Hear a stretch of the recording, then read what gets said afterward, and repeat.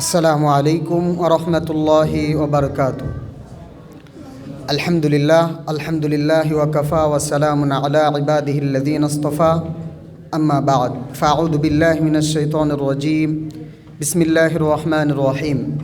মুহাম্মাদুর রাসূলুল্লাহ ওয়াল্লাযীনা মা'আহু আশিদ্দাউ আলাল কুফফারি রুহামাউ বাইনাহুম তারাহুম রুকআন সুজদান ইয়াবতাগুনা ফাদলাম মিনাল্লাহি ওয়া রিদওয়ানা। সদাকাল্লাহুল আযীম।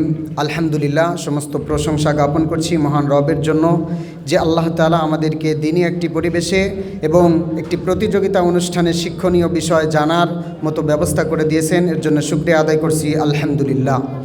এবং শুকরিয়া আদায় করি আমাদের সামনে উপবিষ্ট সকল উস্তাজে মহতারাম এবং দূর দূরান্ত থেকে আগত এলেম পিপাসিত তলবে আলেম ভাইরা। আপনারা সকলেই জানেন আমাদের আলোচনার বিষয় যে সাহাবা কেরাম মেয়ার হক। এই কথাটা সত্যের মাপকাঠি, অর্থাৎ সাহাবা কেরাম সত্যের মাপকাঠি। এই কথাটা যদি আমরা পুরনো কিতাবাদি ঘাঁটি বা ইতিহাস যদি আমরা খুঁজে বেড়াই, আমরা দেখতে পাব সৈয়দ আবুল আলা মওদুদী সাহেব তিনি তার কিতাবে এই ভাষাতে এটা ব্যক্ত করেছেন। তার আগে এই শব্দে কোথাও ছিল না, এটা আমার জানা মতে। তবে হ্যাঁ, কিছু কিছু জায়গায় অন্যভাবে এসেছে, তবে মেয়ার হক সাহাবা এই শব্দে আসে নাই, মেয়ার হক এই শব্দে আসেনি। ঠিক আমি বলতে চাই যে সাহাবা কেরাম মেয়ার হক যারা মানতে চান না, অর্থাৎ মওদুদী সাহেব তার নিজেদের দলের একটি সংগঠনে এভাবে বলেছেন যে সাহাবা কেরাম মেয়ার হক হতে পারে না, অর্থাৎ তারা সমালোচনার ঊর্ধ্বে নয়, তাদের সমালোচনা করা যেতে পারে। কেন তারা সমালোচনা করেন এবং কী জন্য করা যাবে না, এ ব্যাপারে আমি প্রথমে বলতে চাই যে তারা সাহাবা কেরামকে মেয়ার হক মানতে চান না এ কারণে যে সাহাবা কেরাম নবীজি সাল্লাল্লাহু আলাইহি ওয়াসাল্লাম যখন দুনিয়াতে কোরআন অর্থাৎ আল্লাহ তাআলার ঐশী বাণীর দাওয়াত নিয়ে যখন সামনে উপস্থিত হলেন, এমতো অবস্থায় ছিল জাহেলিয়াতের যুগ, যখন ভালো মন্দ খুব ভালো মতো জানা বোঝার মতো কেউ ছিল না। ঠিক এ সময় সকলের অবস্থা ছিল কুফরি হালত। ঠিক এরকম কুফরি মুহূর্তে যখন সাহাবা কেরামের কাছে নবীজি সাল্লাল্লাহু আলাইহি ওয়াসাল্লাম দাওয়াত নিয়ে আসলেন, তখন তার দাওয়াতে যে সকল সাহাবা কেরাম সাড়া দিয়েছেন তারাই হলো সত্য সাহাবা কেরাম।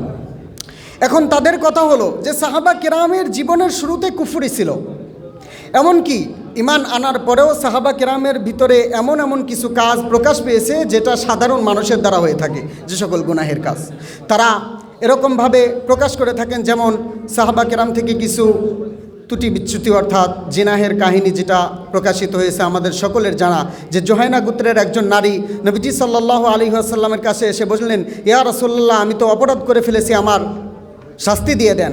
তখন নবীজি সাল্লাল্লাহু আলাইহি ওয়াসাল্লাম বললেন যে তোমাকে দেরি করতে হবে, কিছু সময় লাগাতে হবে, অর্থাৎ তার পেটে যে বাচ্চা ছিল সেটা যেন ভূমিষ্ঠ হয় তারপরে আসবে। যখন বাচ্চা ভূমিষ্ঠ হওয়ার পরে নবীজি সাল্লাল্লাহু আলাইহি ওয়াসাল্লামের কাছে আসলেন, তখন সাহাবাতের নবীজি সাল্লাল্লাহু আলাইহি ওয়াসাল্লামের পরামর্শে সাহাবা কেরাম যখন হদ কায়েম করে ফেলল, ঠিক তেমনই তার মৃত্যু হয়ে গেল, জানাজা হবে, এমতো অবস্থায় নবীজি সাল্লাল্লাহু আলাইহি ওয়াসাল্লাম নিজে জানাজার দিকে এগিয়ে যাচ্ছেন। ঠিক এমতো অবস্থায় ওমর রাদিয়াল্লাহু তাআলা আনহু রাসূলকে ডেকে বললেন, ইয়া রাসূলুল্লাহ, আপনি এনার জানাজা করতে যাচ্ছেন, অথচ ইনি একজন জেনাকারিনী। তখন নবীজি সাল্লাল্লাহু আলাইহি ওয়াসাল্লাম এই শব্দগুলো এভাবে বলেছেন যে, আরে শোনো, এই নারী নিজেকে এমনভাবে আল্লাহ তাআলার কাছে তওবা করিয়েছে, নিজেকে এমনভাবে শুফিয়ে দিয়েছে, তার তওবাকে যদি মদিনাবাসীর ৭০ জন, কোনো রেওয়ায়েতে সকল মদিনাবাসীর সবার উপরে যদি বন্টন করে দেওয়া যায়, তার তওবাটাই বেশি উপরে উঠে যাবে। নবীজি সাল্লাল্লাহু আলাইহি সাল্লাম সরাসরি নিজেই তার জানাজা করলেন। এখান থেকে আমরা বুঝতে পারলাম যে তিনি গুনাহ করেছেন, অপরাধ করে ফেলেছেন, কিন্তু নিজেকে তওবা করিয়েছেন আল্লাহ তাআলার কাছে পূর্ণরূপে।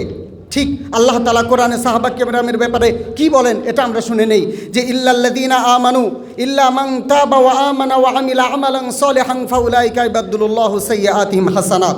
যারা সাহাবা কেরামকে মেয়ার হক অর্থাৎ সত্যের মাপকাঠি হিসাবে মানতে চান না, আল্লাহ তাআলা নিজে বলেন যে তারা জীবনে যত গুনাহ করেছে, যখন খালেস নিয়তে তওবা করে ঈমান নামক দৌলত গ্রহণ করেছে এবং ভালো ভালো কাজ করার মতো সৌভাগ্য তাদের হয়েছে, আল্লাহ তাআলা বলেন গত জীবনে তারা যত রকমের অপরাধ করেছে সবগুলোকে ফাউলাইকা ইবাদুল্লাহু সাইয়্যাতিহিম হাসানাত, সকল রকমের নোংরামি যত ভুল কাজ আছে সেগুলোকে আল্লাহ তাআলা ভালো ভালো কাজ, সওয়াবের কাজ দিয়ে ভরপূর্ণ করে দেন।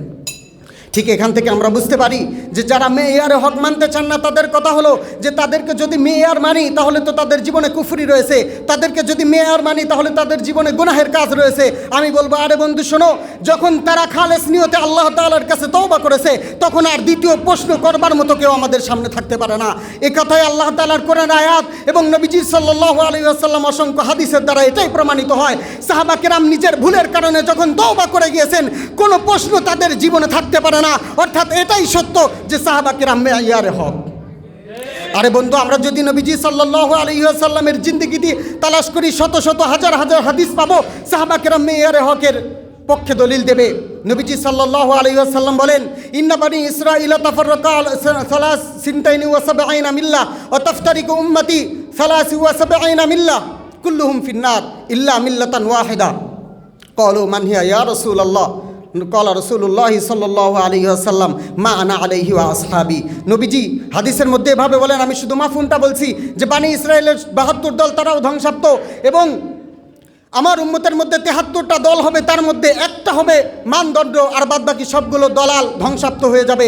তখন সাহাবা কিরাম জিজ্ঞাসা করলে, ইয়া রাসূলুল্লাহ, সেই এক দল কি হতে পারে?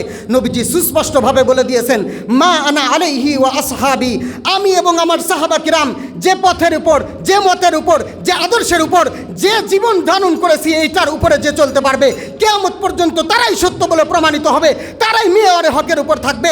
সামনে যত দল আসুক, যা কিছু আসুক না কেন, যদি নবী এবং সাহাবা কিরামের সঙ্গে না মিলে যত শক্তিশালী হোক না কেন, তারা কখনো সত্যের উপর থাকতে পারে না। এখান থেকে আমরা এটাই প্রমাণ পাই। ঠিক পাশাপাশি এটাও আমাদের জেনে নিতে হবে যে আমরা যারা যেদিকে দৌড়াতে যাচ্ছি, আমাদের সামনে কোরআন সুন্নাহর বাণী সুস্পষ্ট থাকা অবস্থায় আমরা নিজেকে যদি প্রাধান্য দিতে চাই, কোরআন সুন্নাহর সংস্পর্শে অবশ্যই আসতে হবে। যদি কোরআন সুন্নাহ বাদ দিয়ে নিজের দলকে প্রাধান্য দিতে গিয়ে নিজের ঈমানকে বিক্রি করে দেই, এটা মুসলমানের কাজ হবে না, এটা কোনোদিনও মুসলমানের কাজ হতে পারে না। এজন্য দাবি করি, যারা কোরআন সুন্নাহর সঠিক ব্যাখ্যা নিতে চান, তারা সাহাবা কিরামকে মেয়ারে হক মেনেই এটা অনুসরণ করবে। সেই দানি সবার উপরে আমি আপত্তি করে আমার কথা শেষ করছি। ওয়া আখিরি দাওয়ানা আনিল হামদুলিল্লাহি রাব্বিল আলামিন। আসসালামু আলাইকুম ওয়া রাহমাতুল্লাহি ওয়া বারাকাতুহু।